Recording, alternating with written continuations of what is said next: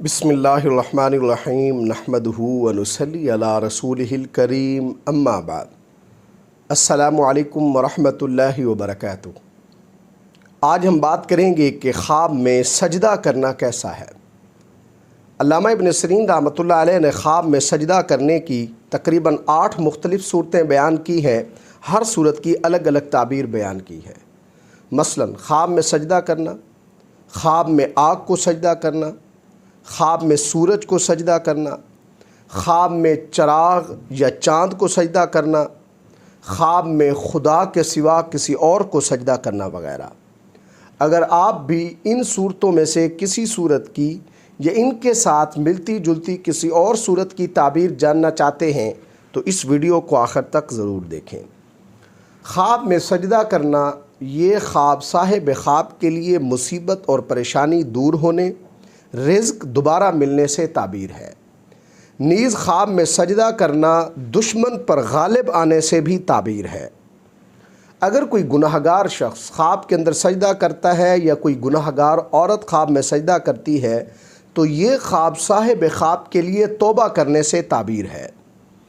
خواب میں سجدے کی نیت کے علاوہ اللہ تبارک و تعالیٰ کی ذات کے علاوہ کسی اور کے سامنے سر جھکانا، یہ خواب صاحب خواب کے لیے کسی کے ساتھ لڑائی جھگڑے میں ذلیل اور رسوا ہونے سے تعبیر ہے۔ اور اگر یہ خواب دیکھنے والا شخص تاجر ہے تو یہ خواب اس کی تجارت میں نقصان ہونے کی علامت ہے۔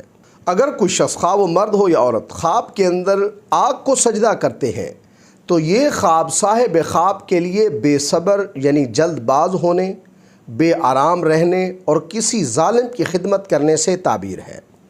اگر کوئی شخص خواہ وہ مرد ہو یا عورت خواب کے اندر دیکھتے ہیں کہ چاند اور سورج اسے سجدہ کر رہے ہیں تو یہ خواب صاحب خواب کے لیے اس کے ماں باپ کے راضی ہونے کی علامت ہے۔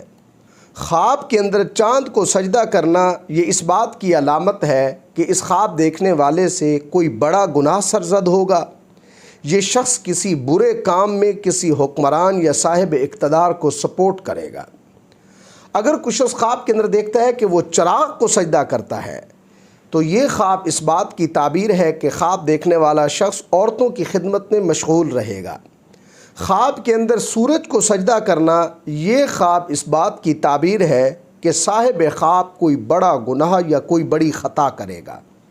اللہ تبارک و تعالیٰ سے دعا ہے کہ ہمارے لیے ہمارے خوابوں کو باعث رحمت اور بنائے۔ السلام علیکم ورحمۃ اللہ وبرکاتہ۔